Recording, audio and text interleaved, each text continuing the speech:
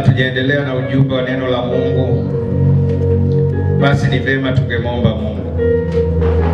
Mungu mwema, tunasema asante kwa ajili ya wakati mzuri uliotupatia wa kuweza kusema nasi neno lako ambalo ni kweli, neno lako ambalo ni amina, neno lako ambalo halijawahi kushindwa wakati wote, neno lako ambalo umesema litafanikiwa na kutimiza makusudi yake kama ambavyo umelituma. Mungu mwema, tunajiachilia chini ya mkono wako ulio hodari, ili Bwana aweze kutuinua kwa wakati wako. Tunajiachilia chini ya Roho yako Mtakatifu ambaye ni mwalimu, kiongozi, mfariji, aweze kutuongoza na kututia katika kweli yako. Na tuna kiu na hamu ya kuwekwa huru na hiyo kweli yako. Neno lako liweze kututakasa, neno lako liweze kutuletea mabadiliko ambayo unayakusudia katika maisha yetu.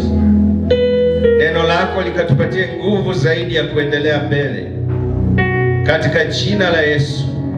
Na wewe Mungu utukuzwa, na watu wote tuseme amen.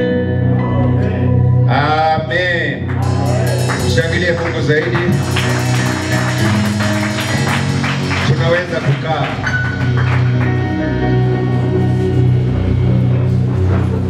Kwa sababu somo hili linaungana na masomo yaliyotangulia hivi karibuni, tutarejelea kwa kifupi hayo masomo ambayo Mungu amekuwa akitufundisha. Kwa sababu wakati mwingine pia Mungu huwa anatukumbusha tu kile ambacho inawezekana tunakifahamu, lakini Mungu huwa anatukumbusha. Hivi karibuni tumekuwa na somo linalotuhakikishia juu ya mpango wa Mungu, kwamba mpango wa Mungu katika siku zetu za mwisho, siku hizi tunazoishi za mwisho, mpango wa Mungu ni kututakia tumaini na kufanikiwa katika siku zetu za mwisho. Na kwenye hilo somo tumeona ya kwamba Mungu anao mpango mzuri kwa ajili ya maisha yetu, na katika mipango yake hana mpango wa kutudhuru, hana mpango wa kutuumiza, ila mpango wake ni kututakia tumaini na kufanikiwa katika siku za mwisho. Lakini pia tukapata somo jingine tena linalotupa uhakika wa ulinzi wa Mungu. Uhakika wa ulinzi wa Mungu kwa wacha Mungu wake. Mungu pia ametuhakikishia ulinzi wake, na kwamba ulinzi huo wa Mungu hauwezi ukalinganishwa na ulinzi mwingine wowote. Hauwezi ukalinganishwa hata na ulinzi wa marais wa dunia. Ulinzi wake ni wa kipekee sana, ndio ambao wacha Mungu tunao. Jina la Bwana libarikiwe. Haleluya. Na uhakikisho huo umetokana na maswali ya wacha Mungu walio naye kulingana na siku hizi za mwisho.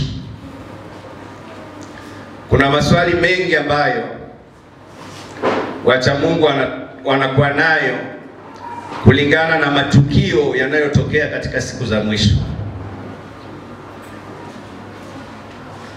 Na ndio sababu sasa Mungu anajibu maswali ya wacha Mungu kupitia ufunuo wa neno lake. analowafunulia watumishi wake. Haleluya. Jina la Bwana libarikiwe. Na tumeona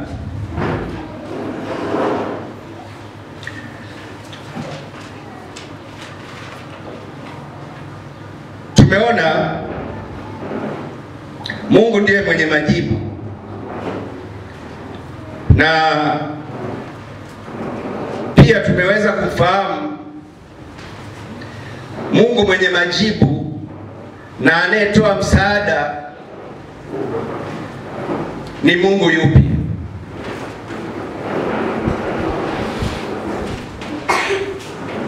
Mungu anapotuhakikishia ulinzi ni baada ya swali la mcha Mungu alilouliza kwenye Zaburi ile ya 121 ya kwamba nitayainua macho yangu niitazame milima, msaada wangu utatoka wapi? Msaada wangu, anasema, utatoka kwa Mungu aliyezifanya mbingu na nchi. Na huyo Mungu ni Mungu ambaye ni tofauti kabisa na miungu mingine kutokana na vile alivyojifunua katika utendaji wa nafsi zake tatu. Na kwenye somo lililopita tuliweza kuona andiko linalopatikana kwenye Luka 3:22. Kwenye andiko hilo moja tu linaonyesha nafsi zote tatu za Mungu, na kuna maandiko mengine yanayoelezea sasa utendaji wa hizo nafsi tatu. Tumeona kuna nafsi ya Baba na utendaji wake unaelezewa kwenye Warumi 1:25 na Ufunuo 14:17 na Zaburi 95:6. Lakini kwenye Mathayo 2:2 na ule mstari wa 11 na Wafilipi 2:11, mistari hiyo inaelezea utendaji wa nafsi ya mwana, yaani Yesu Kristo. Lakini kwenye Matendo 1:8 tunaona, Matendo 1:8 inaelezea utendaji wa nafsi ya tatu ambayo ni Roho Mtakatifu. Jina la Bwana libarikiwe. Haleluya. Kwa hiyo huyo Mungu mmoja katika nafsi tatu ndiye anayetupa uhakika, ndiye anayetuhakikishia ya kwamba yeye yuko pamoja nasi, lakini pia yeye ndiye anayetuhakikishia juu ya mipango yake kwetu katika siku za mwisho. Lakini yeye pia ndiye anayetupa ulinzi, anayetuhakikishia ulinzi, anayetupa hakikisho la ulinzi, ulinzi katika hatari zote mchana na usiku, ulinzi dhidi ya mabaya yote, ulinzi wa wakati wote. Na pia pamoja na Mungu huyu kujifunua katika nafsi tatu, lakini pia Mungu huyu anajifunua kwa matendo yake ya ajabu. Amejifunua kwetu kama mchungaji, Jehova Rohi. Haleluya. Na kwa sababu sisi ni kondoo wa malisho yake, anatuhakikishia usalama, kwa sababu hakuna mchungaji kama Mungu. Na kwa kujua hilo na kuhakikisha hilo, Mfalme Daudi katika Zaburi yake 23 anasema, Bwana ndiye mchungaji wangu, sitapungukiwa na kitu. Ana uhakika na mipango mizuri ya mchungaji wake, lakini ana uhakika pia na ulinzi ya kwamba anapokuwa kwenye mikono ya mchungaji huyu ambaye ni Mungu mwenyewe atakuwa salama. Na kama tu ile mifugo ambayo ilikuwa chini ya mchungaji Daudi ilihakikishiwa usalama, ilikuwa salama chini ya mchungaji Daudi, kijana mdogo, je, si zaidi sana Mungu? Mtunga Zaburi aliliona hilo, na ndio maana anasema, Bwana ndiye mchungaji wangu, sitapungukiwa na kitu.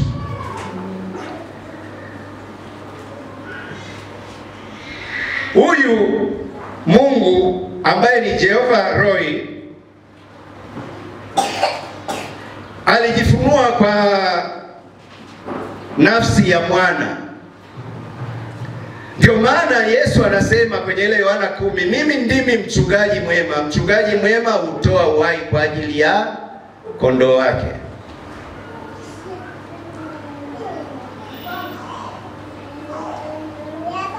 Lakini pia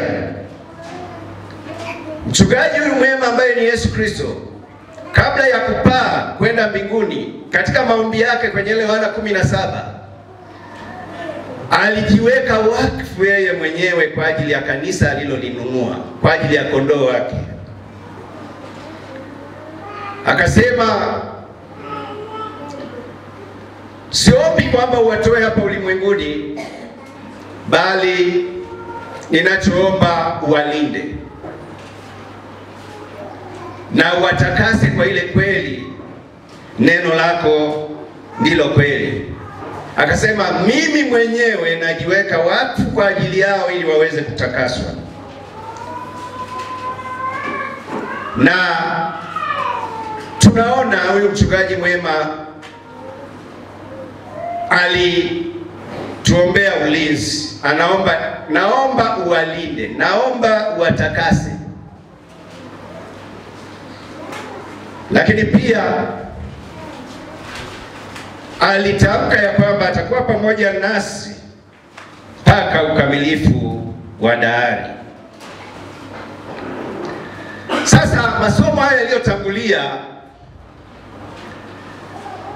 yametuhakikishia ushindi. Masomo haya yote yaliyotangulia yanatujengea confidence, ujasiri ya kwamba hakuna kitu chochote kitakachotubabaisha katika ulimwengu huu, kwa sababu tunaye mchungaji mwema ambaye ametuhakikishia usalama wetu. Na mara nyingi unaposikia mafundisho kama hayo, ni mafundisho ambayo yanafurahisha, yanapendeza hata kuyasikia.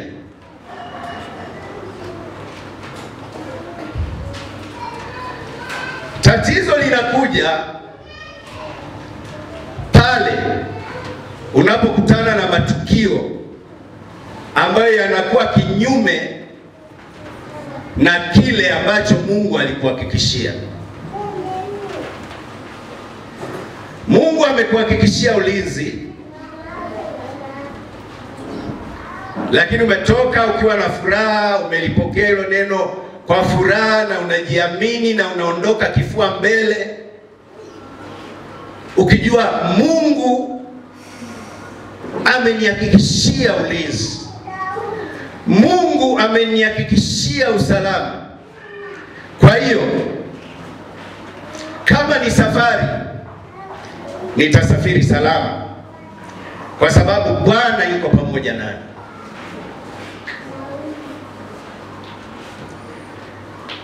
Lakini pale itakapotokea umesafiri na ukapata ajali mbaya kabisa, mbaya, ukanusurika kufa, hapo ndipo sasa kuna kuja swali jingine. Na inawezekana kwenye hiyo safari mlikuwa pamoja na watu wasiomjua Mungu, watu wabaya, na ukashangaa wewe ndiwe ambaye umeumia zaidi, lakini hao watu wengine ambao hawamjui hata Mungu wametoka salama.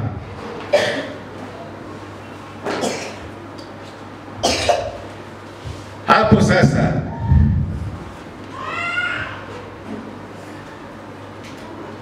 unaweza ukajiuliza maswali mengi ambayo hayana majibu. Je, ni kweli Mungu ndiye aliyesema nami? Je, lile neno lililohubiriwa na mtumishi lilikuwa limetoka kwa Mungu au tu alitumia tu akili zake? Mbona kama ingekuwa ni Mungu, mbona haya yote yametupata? Hapo ndipo yanapokuja maswali kama vile Gideoni aliyokuwa nayo baada ya kutokewa na malaika. Malaika wa Bwana anamtokea Gideoni, anamwambia usiogope shujaa, Bwana yu pamoja nawe. Lakini Gideoni ana maswali, anasema kama Bwana kweli angekuwa pamoja nasi, mbona hatuyaoni matendo makuu na ya ajabu ambayo Bwana aliyatenda? Matendo makuu na ya ajabu ambayo baba zetu walituhadithia, mbona hatuoni?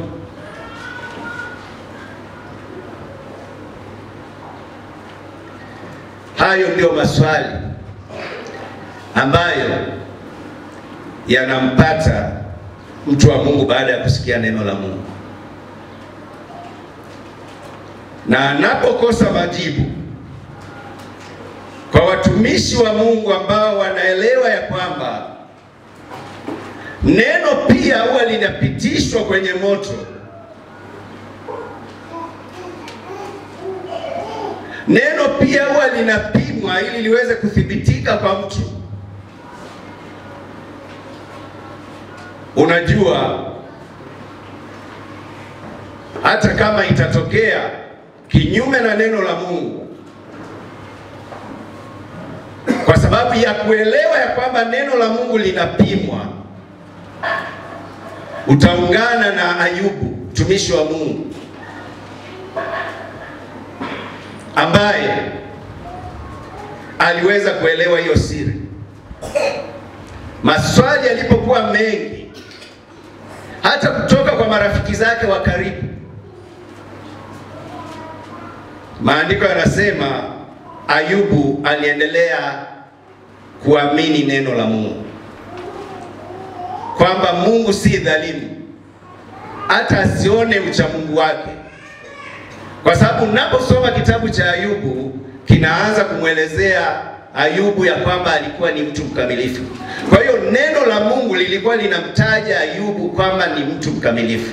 Lakini unaona marafiki zake wanaanza kumuona ya kwamba yeye sio mkamilifu. Yeye amemkosea Mungu. Yeye amemtenda Mungu dhambi. Mungu atusaidie sana. Haleluya. Maswali ni mengi sana inapotokea hali ambayo imekuwa tofauti na neno la Mungu, ambayo imekuwa tofauti na ahadi za Mungu. Mungu atusaidie sana. Haleluya. Katika somo hili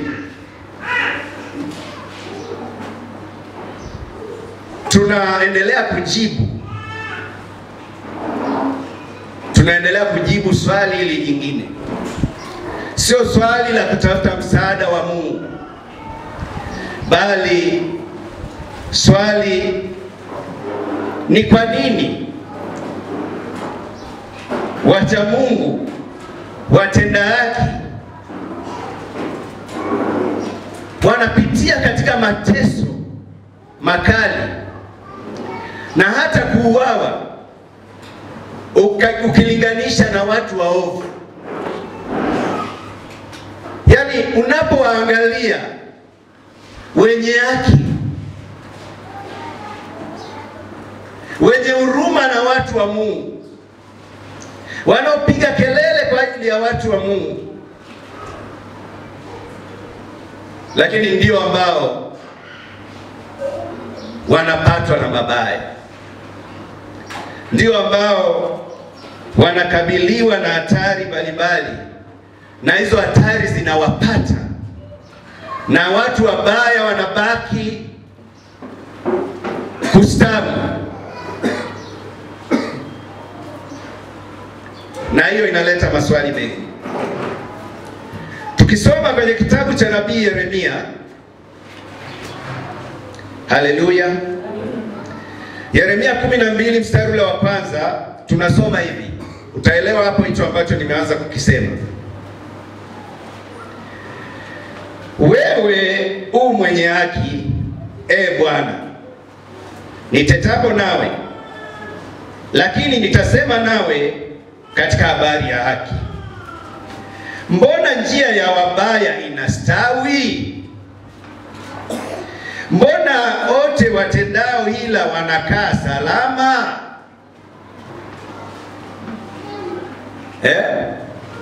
Unaona hiyo hali ninayoielezea? Yaani hapa anaona kabisa wenye haki na wacha Mungu ambao Mungu amesema ya kwamba amewawekea ulinzi wa kipekee, ulinzi wa ajabu, wanalindwa kuliko wafalme wa dunia, lakini ndio ambao madhara yanawapata, ndio wanaopata mateso kama yote ya ulimwengu, ndio wanaouawa. Hapo unaona lazima utajaribiwa kumuuliza Mungu kuhusiana na ahadi zake, kuhusiana na neno lake. Na ndio maana tunaona swali jingine hapa linalouliza, kwanza anasema wewe u mwenye haki, Bwana. Yaani hata kwa vile alivyosema ni mwenye haki, hata kwa neno alilolisema bado Mungu ni mwenye haki.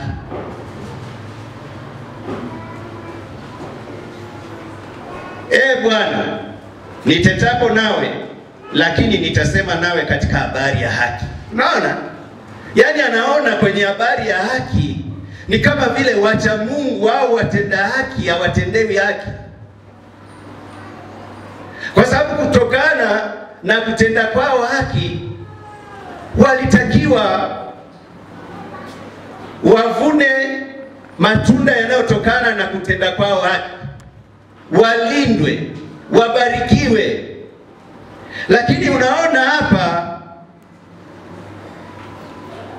ni tofauti,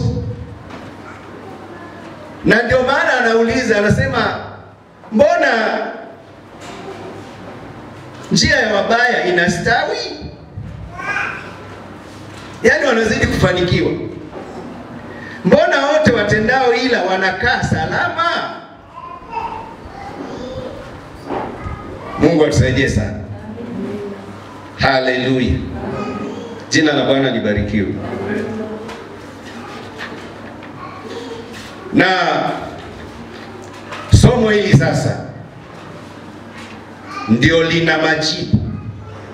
Haleluya, haleluya.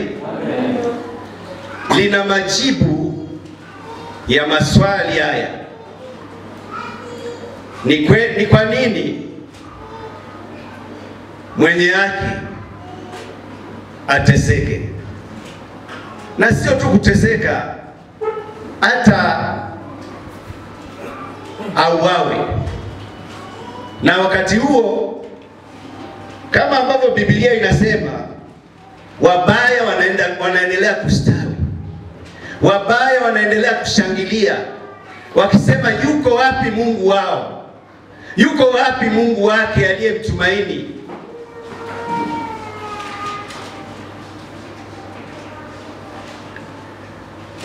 Na jibu la swali hili au maswali haya ni somo la leo linalosema ushindi wa mateso na kifo kwa wacha Mungu ulimwenguni. Ushindi wa mateso na kifo, ushindi wa mateso na kifo kwa wacha Mungu ulimwenguni. Mungu atusaidie sana. Yohana 16 mstari wa 33. Yohana 16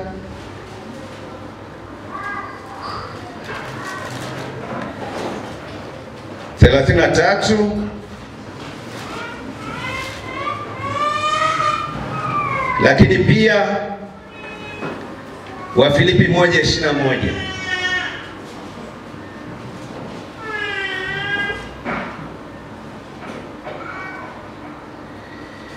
Hayo nimewaambieni mpate kuwa na amani ndani yangu. Ulimwenguni mnayo dhiki, lakini jipeni moyo, mimi nimeushinda ulimwengu. Wafilipi 1:21. Kwa maana kwangu mimi kuishi ni Kristo na kufa ni faida. Haleluya. Jina la Bwana libarikiwe. Hapa sasa ndio tunapata majibu ya maswali au swali lile ambalo limeulizwa kwenye Yeremia 12:1. Ndio tunalipata kwenye vifungu hivi vya maandiko ambavyo tumevisoma, mistari miwili kwenye Yohana lakini kwenye Wafilipi. Ukiyachunguza maandiko haya yote yanaonyesha ushindi, lakini huo ushindi sio wa upande mmoja, ni ushindi wa pande mbili. Utaelewa ninachomaanisha. Ushindi huo wa pande mbili unazungumzia kuishi, lakini pia unazungumzia kufa. Haleluya. Jina la Bwana libarikiwe. Kwa hiyo neno la Mungu linapokuja kutuhakikishia juu ya mpango wa Mungu au kutuhakikishia juu ya ulinzi wa Mungu, haliwi upande mmoja. Na tunapata shida kuona kama vile neno la Mungu si kweli pale tunapokutana na hali tofauti, kwa sababu ya kuangalia neno la Mungu kwa upande mmoja. Haleluya. Hapa tumeona kuna upande wa kuishi, lakini kuna upande wa kufa. Kwa hiyo mara nyingi neno ambalo Mungu analileta, analosema nasi, tunapolipokea tunakuwa na mtazamo wa upande mmoja, upande wa kuishi peke yake, na upande wa kufa mara nyingi hatuupi asilimia kubwa. Lakini hapa neno la Mungu limesema kuhusiana na pande zote mbili, kuishi na kufa. Na ndio maana watu hawapendi uzungumzie mambo ya kufa. Wanapenda uzungumzie mambo ya kuishi tu. Wanapenda neno liseme tu juu ya kuishi.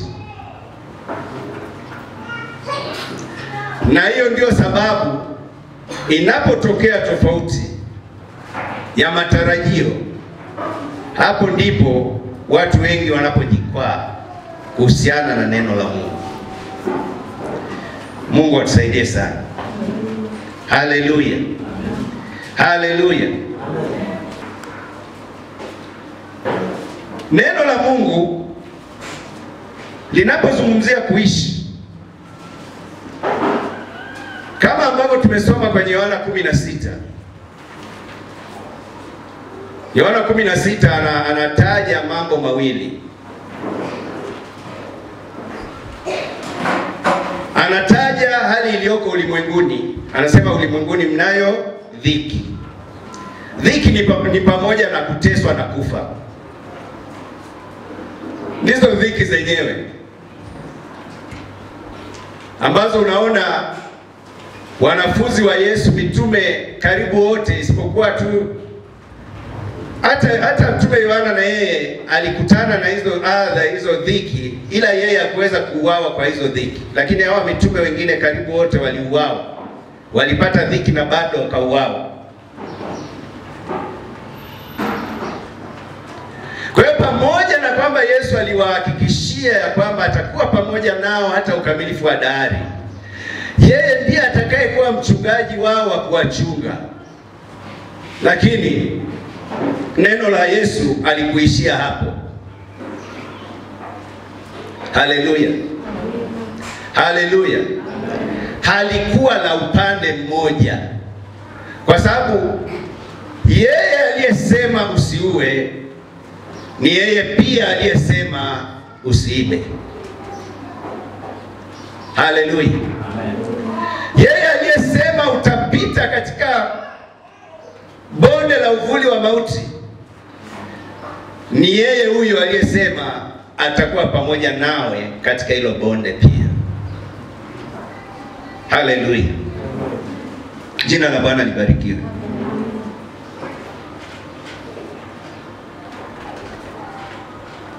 Kwa hiyo kwenye sehemu ya kuishi tunaona anazungumzia ushindi, ambao watu wengi wanapenda ushindi. Watu wengi, hata wale wanaopenda kutabiriwa, wanataka watabiriwe mema. Hawataki kuambiwa ukweli kwamba utakufa. Kama ile ndoto ya yule mfungwa aliyefungwa na Yusufu, zile ndoto zao, mmoja ndoto yake ilikuwa inaonyesha kwamba atauawa. Na tunaona Yusufu alimwambia vile vile kwamba wewe utakuwa huru, utarudi kwenye kazi yako, lakini wewe kichwa chako kitakatwa. Watu wengi hawataki kutabiriwa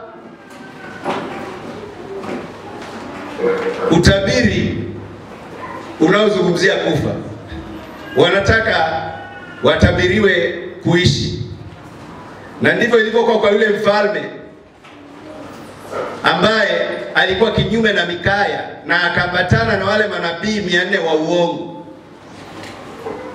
Alimchukia Mikaya kwa sababu alikuwa anamtabiria unabii wa kufa.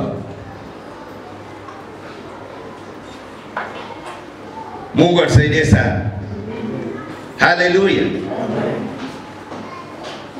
Ukisoma kwenye Yohana 11:25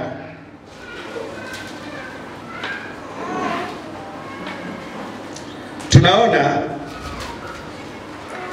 Yohana 11:25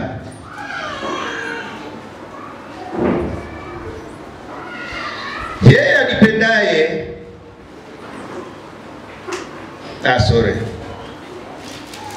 Yohana 11:25.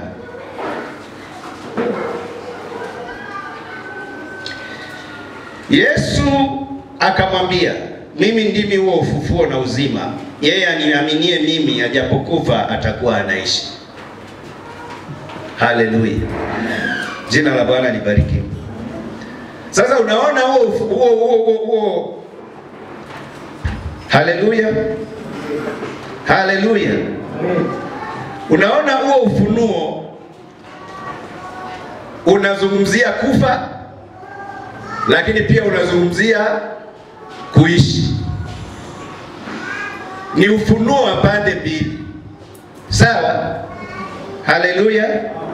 Hapo anaonyesha ufunuo unaoonyesha ushindi wa pande mbili.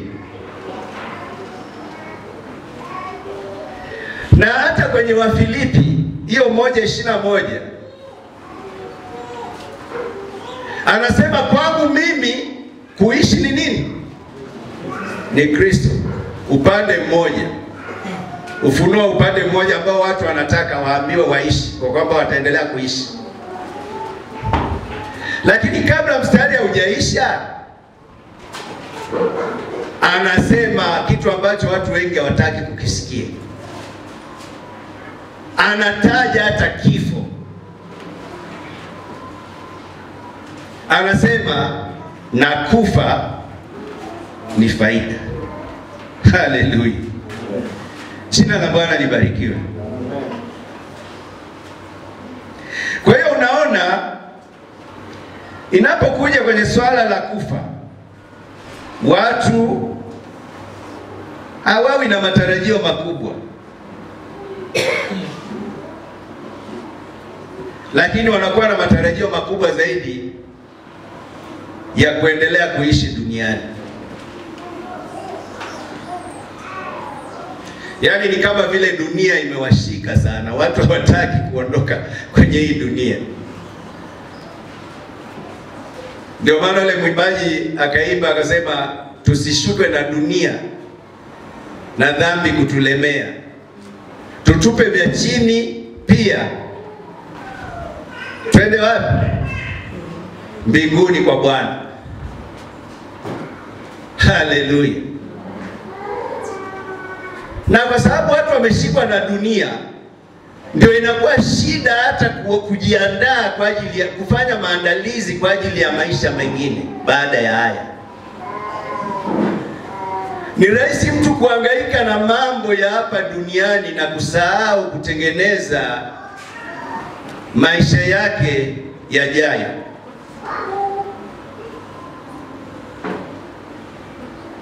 Mungu atusaidie sana. Haleluya.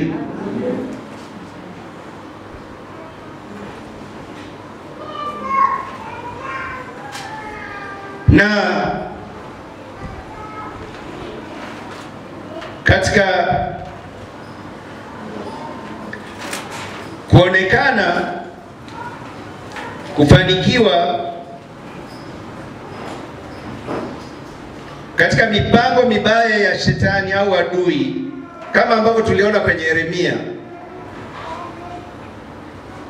Yeremia anaona kwamba wacha Mungu ndio wanaoteseka na ndio wanaokufa kwa wingi. Na sehemu nyingine ukisoma kwenye Biblia, Mungu anasema kupitia nabii wake, anasema, mbona mmekuwa na maswali magumu kwangu? Mnaniambia au kuniuliza, mbona wenye haki ndio wanaoteseka? Mbona wenye haki ndio wanaouawa?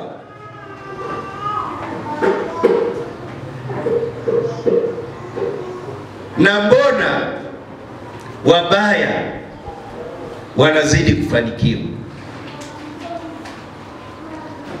Wanaonekana na kimsingi, kiukweli, sio kwamba watu wabaya, hata kama yale unayoyaona ni mafanikio, sio mafanikio, ila tu ni mwonekano wa kufanikiwa. wanaonekana wamefanikiwa katika mipango yao mibaya.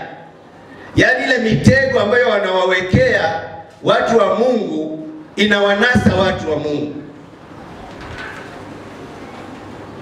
Yale mashimo waliowachimbia watu wa Mungu, badala ya wao wenyewe kutumbukia na badala ya mitego kuwanasa wenyewe kama neno la Mungu linavyosema, inawanasa watu wa Mungu. Kwa hiyo wanaonekana kama wamefanikiwa. Yaani wanaonekana kama wamefanikiwa, lakini hayo sio mafanikio. Kwa sababu mwisho wao hauwezi kuwa hivyo. Mungu atusaidie sana. Amen. Na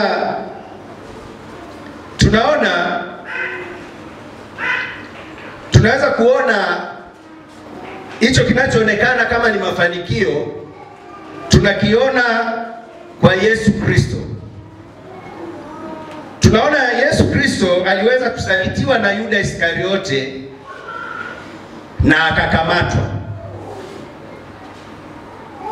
Walikuwa wanatafuta namna ya kumkamata, na kwa sababu huko nyuma walikuwa wanafanya majaribio mengi na hawakumweza Yesu. Wakati mwingine aliondoka katikati yao hapo kimiujiza, hawakumpata. Kwa hiyo safari hii walipopanga kumkamata, wakatafuta mtu wa kumsaliti na wakampata Yuda Iskariote. Na tunaona walionekana kama wamefanikiwa kwa sababu Yuda Iskariote kweli aliwaongoza na wakaweza kumkamata Yesu. Kwa hiyo Yesu akakamatwa. Kitu cha kwanza, adui akawa amefanikiwa kumkamata, kitu ambacho hakikuwa rahisi. Kwa hiyo wale mawakala wa shetani walishangilia, kuzimu ilishangilia, kuzimu ilifurahi.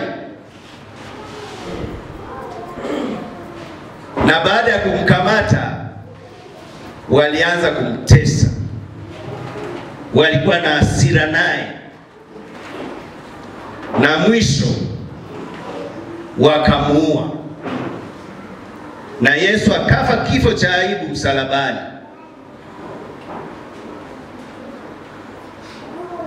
Hapo shetani alishangilia. Alijua amefanikiwa. Ndio mwimbaji mwingine anasema walipomuua Yesu walidhani wameshinda na kuinuia. Jina la Bwana libarikiwe. Wakati wanaendelea kushangilia ushindi wa kile ambacho wao walidhani ni ushindi, walidhani wamemshinda Yesu, siku ya tatu malaika akashuka akalivingirisha lile jiwe kubwa lililowekwa kaburini, na Yesu akafufuka. Yesu akawa yu hai, akawa hai tena.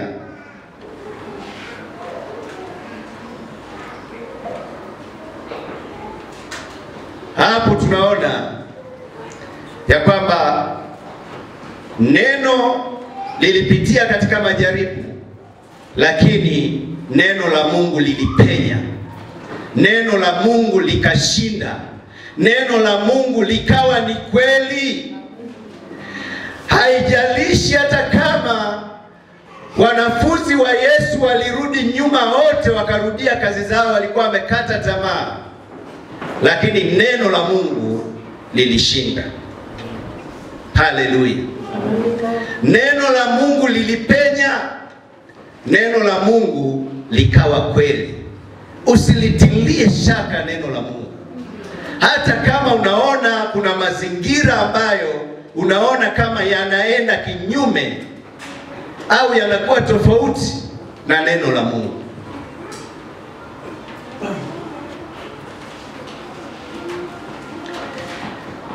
Hapo tumeona mfano wa kile kilichotokea kwa Yesu. Lakini tangu zamani wapo mashujaa wa imani waliomtegemea na kumtumaini Mungu na kuamini neno lake. Haleluya. Jina la Bwana libarikiwe. Ukisoma kwenye Waebrania sura ya 11 mstari ule wa 32, mstari wa 32 mpaka 35, tasoma kama ilivyoandikwa. Nami niseme nini tena? Maana wakati usingenitosha kuleta habari za Gideoni na Baraka na Samsoni na Yefta na Daudi na Samueli na za manabii, ambao kwa imani walishinda miliki za wafalme, walitenda haki, walipata ahadi, walifunga vinywa vya simba, walizima nguvu za moto, waliokoka na makali ya upanga, walitiwa nguvu baada ya kuwa dhaifu, walikuwa hodari katika vita, walikimbiza majeshi ya wageni. Wanawake nao hawakuwa nyuma. Wanawake walipokea wafu wao waliofufuliwa. Lakini wengine ni wanawake hao na mashujaa wengine wa imani waliumizwa vibaya hata kuuawa. Unaona? Waliumizwa vibaya hata kuuawa. Wamepata mateso, wameuawa, lakini mateso na kifo havikuwaondolea sifa ya kuwa mashujaa. Haleluya. Jina la Bwana libarikiwe. Wasikubali ukombozi.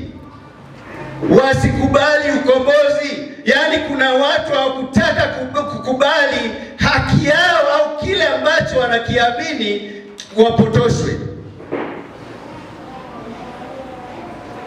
Hawakukubali kumkana Yesu. Hawakukubali kukana neno la Mungu. Hawakukubali kukana imani yao ambayo ni ya thamani zaidi kuliko kitu kingine chochote. Anasema hawakukubali ukombozi. Meshaki, Shadraka na Abednego wakaambiwa, nafuu yenu msujudu tu sanamu, wala hamtakutana na huo moto.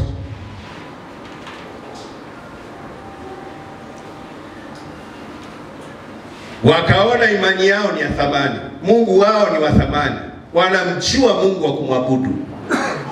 Wakasema hatuwezi kuiabudu sanamu kwa sababu tunamjua Mungu wetu, Mungu aliye hai. Hatuwezi kuabudu sanamu iliyofanywa na mikono ya wanadamu. Wakakataa. Hawakukubali ukombozi. Hawakukubali kwa kile ambacho kilikuwa ni kama huruma kwao. Sababu walipewa urais. Waliambiwa, jamani, moto huu ni kwa ajili yenu, lakini mnaweza kuepuka. Lakini wakakataa. Wakachagua moto. Hiyo ndio imani. Maandiko yanasema Musa alilelewa katika nyumba ya Farao ambapo kulikuwa na kila kitu alichokihitaji.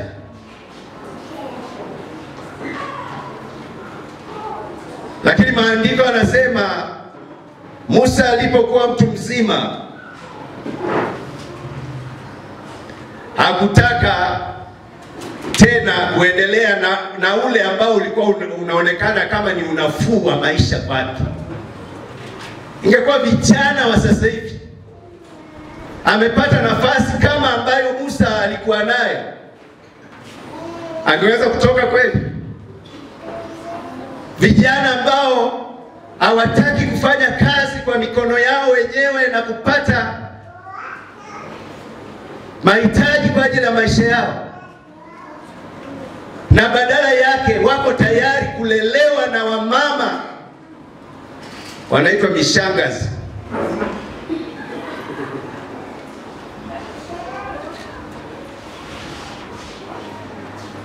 Je, hao vijana kweli ikatokea kama vile Meshach, Shadrach na Abednego, sanamu imewekwa pale, wangekuwa na msimamo kama huo wa Meshach, Shadrach na Abednego?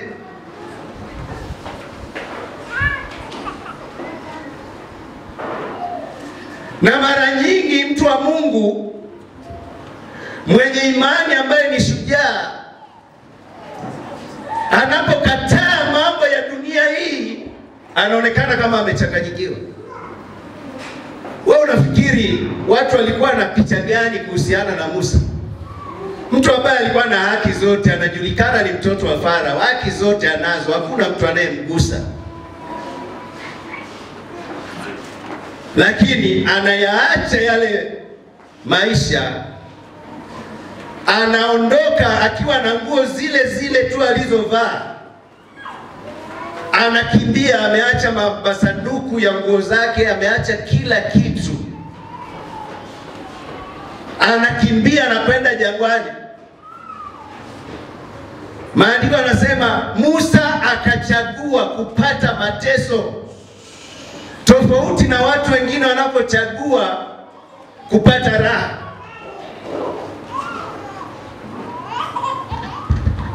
Lakini Musa alifanya hivyo kwa sababu aliona mbali.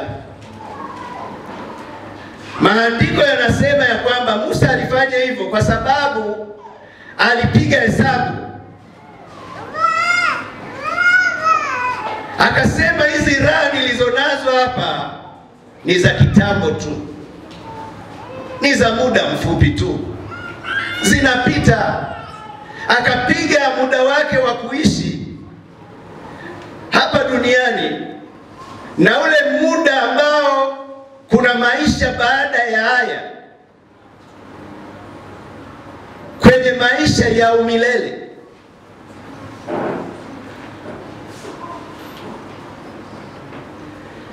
Akafanya uamuzi wa busara, akachagua aina ya maisha ambayo yalikuwa yanaamua hatima yake,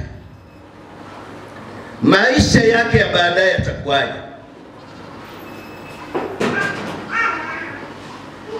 Na hicho ndicho ambacho kila mcha Mungu, kunapotokea hali zinazoleta mkanganyiko, ni lazima kuchagua. Ni lazima kuchagua. Mungu atusaidie sana. Haleluya. Jina la Bwana libarikiwe.